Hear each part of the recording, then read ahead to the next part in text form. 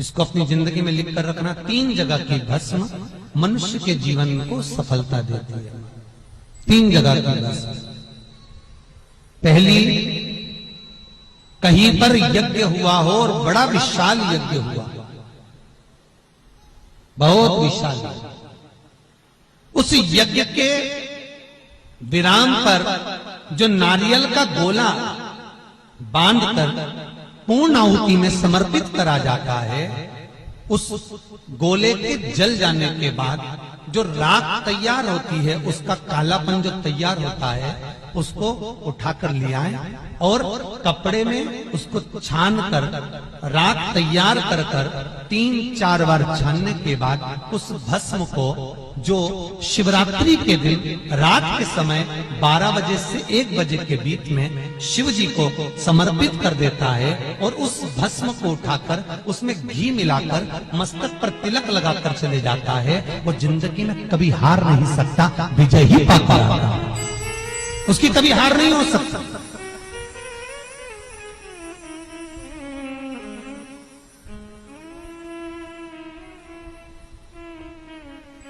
वो कभी हार नहीं सकता। ये जितने राजनेता होते हैं, राजनीति करने वाले, टिकट मिलेगा नहीं मिलेगा, टिकट मिलेगा नहीं मिलेगा, उस मझधार में पड़े रहते हैं। शिव महापुराण की कथा कहती है वो भस्म विजयता को प्रदान करती है। आपको किसी से नहीं करना, किसी के हाथ नहीं जोड़ना, केवल वो भस्म का तिलक लगाकर जिससे आपका काम निकालना है उसके सामने पहुंच जाए, आपको सुख का अनुभव हो जाए, कार्य सिद्ध। तो भस्म इतनी प्रबल हो, 3 जगह की भस्म। दूसरी भस्म, महाराज प्रदोष के समय पर, प्रदोष काल में, जिस दिन प्रदोष हो उस दिन प्रदोष काल के समय कोई गाय अपने बछड़े को दूध पिलाते समय जब पोटा कर दे, गाय गोबर कर दे, उस गोबर को हाथ नहीं लगाना है, उसी स्थान पर सूखने देना है।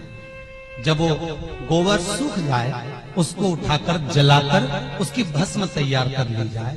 किसी भी प्रदोष पर, किसी भी प्रदोष पर उस भस्म की राख तैयार कर शंकर भगवान को शाम को प्रदोष के काल में, प्रदोष के समय पर शंकर भगवान को एक वस्त्र में लेकर किसी मंदिर में भस्म चढ़ाकर उसी भस्म को उठाकर लेकर आ जाएं और जो दुकान, जो व्यापार, जो फैक्ट्री, जो काम आपका खड्डे में जा रहा है, नहीं चल रहा, बिल्कुल ठप्प होकर पड़ा हुआ है, उस भस्म को केवल दुकान में जाने से पहले दोनों साइड दाता और विधाता का नाम लेकर चढ़ा दी जाए और अंदर प्रवेश कर दिया जाए। अगर कितनी भी खड्डे में फैक्ट्री जा रही होगी, वो अव्वल में चलना प्रारंभ हो जाएगी उस भस्म का। किसी मंदिर में मूर्ति को प्राण दिए जा रहे हो, प्राण प्रतिष्ठा हो रही है, मूर्ति स्थापित हो रही है,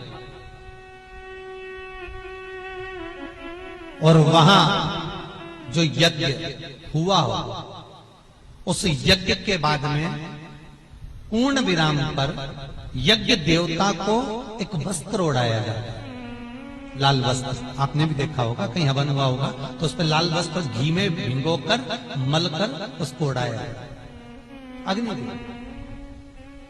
फिर उसके ऊपर दही का प्रक्षालन होता है। तो जो वस्त्र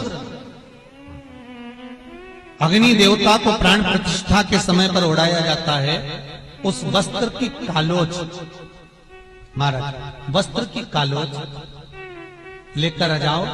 आंवला नवमी के दिन हाथ की अंगुष्ठ भाग और चीटी उंगली, इन दोनों भाग पर वो कालोच लगाकर आंवले के वृक्ष के नीचे आंवला नवमी के दिन अपना पल्लू पसार कर आंवले की जड़ को अपने पल्लू में गिरा लो और आंवला नवमी के दिन ही वो आंवले की जड़ को गुल्लक में, तिजोरी में, बरकत के स्थान पर रख दो।